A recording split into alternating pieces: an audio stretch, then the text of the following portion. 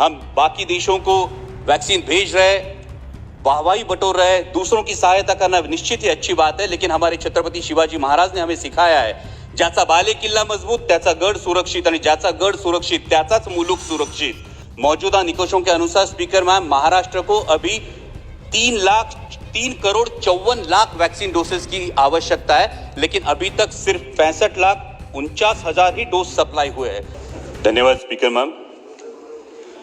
जैसा कि मेरे सहयोगी सांसद साथियों ने इस बात को उजागर किया है, जो पहले बात बताई गई थी 2,23,000 करोड़ की राशि हेल्थ को अलॉट की गई है, लेकिन वास्तविकता में ये उससे मात्र 32% यानी कुल 71-72 करोड़ की राशि ही हेल्थ एंड फैमिली वेलफेयर के लिए आवंटित हुई है, जो जीडीपी के मात्र 1.5% है।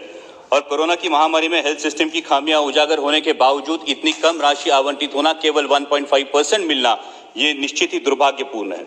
देश में 22 एम्स के निर्माण की जो घोषणा हुई है, उसके लिए मैं सरकार का अभिनंदन करता हूं, लेकिन उसी के साथ सरकारी अस्पतालों के निर्माण में ज्योग्राफिकल डिस्ट्रीब्यूशन के साथ साथ पॉपुलेशन डेंसिटी का निकष भी विचार में लेना चाहिए और जनसंख्या के प्रमाण अनुसार सरकारी अस्पताल बनवाने चाहिए। स्पीकर मैम, हमारे देश में हर साल सड़क दुर्घटना में 1.5 लाख लोगों की मौत होती है और 4.5 लाख लोग अपाहिज हो जाते हैं, और जिसमें अधिक संख्या में युवा तथा मध्यम वयीन लोग होते हैं। और हर रोड एक्सीडेंट में सबसे अहम होता है ट्रीटमेंट इन गोल्डन आवर। इसलिए मैं मंत्री जी से गुजारिश करूंगा कि देश के हर हाईवे पे हर 50 किलोमीटर की दूरी पे एक अत्याधुनिक ट्रॉमा केयर सेंटर बनाया जाए, जिससे कई जानें बच सकती है।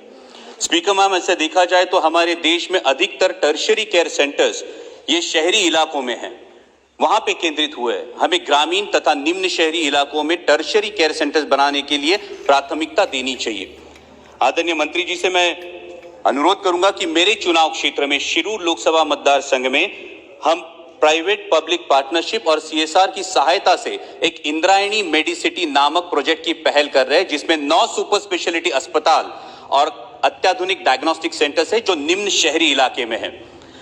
अगर मंत्री जी इस प्रोजेक्ट के लिए विशेष सहायता दे तो ग्रामीण नागरिकों के लिए अत्याधुनिक स्वास्थ्य सुविधा वाजिब दरों पे उपलब्ध करा दी जा सकती है और इसे देश के अन्य भागों में दोहराया जा सकता है। स्पीकर मैम, कोरोना की महामारी में जिन कोविड योद्धाओं ने काम किया, उनके प्रति हम सभी कृतज्ञ हैं, और इन कोविड योद्धाओं में सबसे फोरफ्रंट पर रही हमारी आशा वर्कर्स।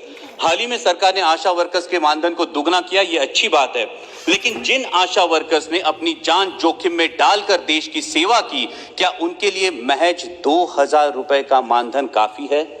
मैं मंत्री जी से गुजारिश करना चाहूंगा कि आशा वर्कर्स का योगदान, जिम्मेदारी और जोखिम को नजर रखते हुए उन्हें मिनिमम वेजेस के समान एक सम्मानजनक मानधन दिया जाए। स्पीकर मैम, पिछले दिनों तीरा कामत नामक एक बालिका के इलाज के लिए आवश्यक इंजेक्शन की इंपोर्ट तथा एक्साइज ड्यूटी आदरणीय प्रधानमंत्री जी ने वेव ऑफ कर दी, और इस सहृदयता के लिए मैं आदरणीय प्रधानमंत्री जी का आभारी हूं।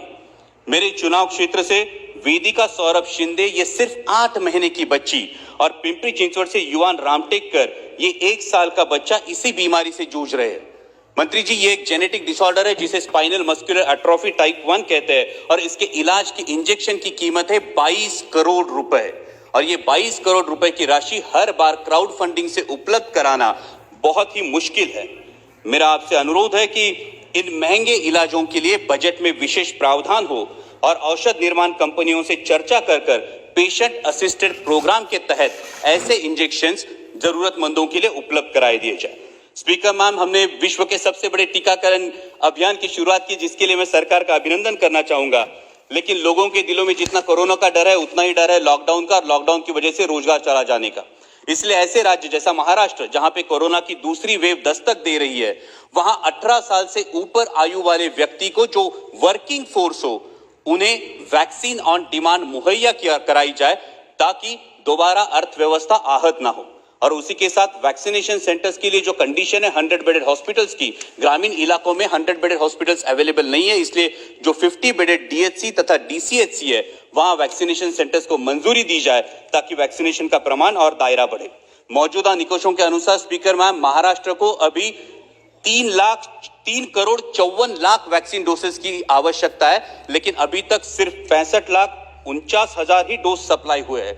हर हफ्ते की मांग के सिर्फ 25% डोज महाराष्ट्र को मिलते हैं। हम बाकी देशों को वैक्सीन भेज रहे हैं, वाहवाही बटोर रहे हैं, दूसरों की सहायता करना निश्चित ही अच्छी बात है, लेकिन हमारे छत्रपती शिवाजी महाराज ने हमें सिखाया है, ज्याचा बाले किल्ला मजबूत त्याचा गड सुरक्षित आणि ज्याचा गड सुरक्षित त्याचाच मुलुक सुरक्षित। इसलिए मेरी मांग है कि महाराष्ट्र की जो 20 लाख डोसेस हर हफ्ते की मांग है उसकी आपूर्ति की जाए। अध्यक्ष महोदय, सिर्फ एक महत्वपूर्ण मुद्दा है जिसके लिए मैं सदन का ध्यान आकर्षित करना चाहूंगा, और वो है हेल्थ एंड एजुकेशन सेस जो 4% वसूला जाता है। और मंत्री जी से अनुरोध करूंगा कि वो इस अपने भाषण में इसका ब्यौरा जरूर दे कि इस 4% हेल्थ एंड एजुकेशन सेस का जो विनियोग है वो किस प्रकार स्वास्थ्य संबंधी मामलों पर किया जाता है, ताकि देशवासियों को भी पता चले।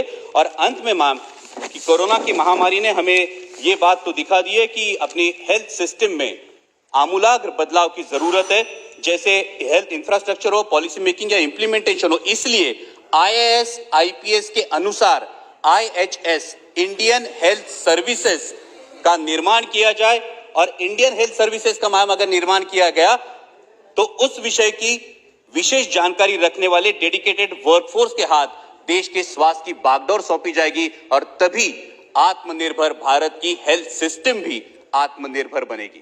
धन्यवाद। योग्य ठिबक सिंचन संच निवड हीच यशाची गुरुकिल्ली। कोणत्याही पिकासाठी ठिबक निवडताना नळीपेक्षा जास्त भर उत्कृष्ट ड्रिपर निवडीवर द्यावा। सपाट जमिनीसाठी एरिस ड्रिपर आणि चढ उताराच्या जमिनीसाठी आणि अधिक लांबीसाठी ड्रिपनेट PC ड्रिपर निवडावे। आवश्यकतेनुसार 30 ते 40 सेंटीमीटर अंतरावर ड्रिपर्स असलेली आणि 2 लिटर प्रति तास प्रवाह असलेली ड्रिप लाईन वापरावी। सर्वोत्कृष्ट ड्रिपर असलेलं नंबर 1 ठिबक नेटाफिम ठिबक। अधिक माहितीसाठी संपर्क Netafim miss call number 89 55 66 44 03। Netafim toll free number 1800 103 2000।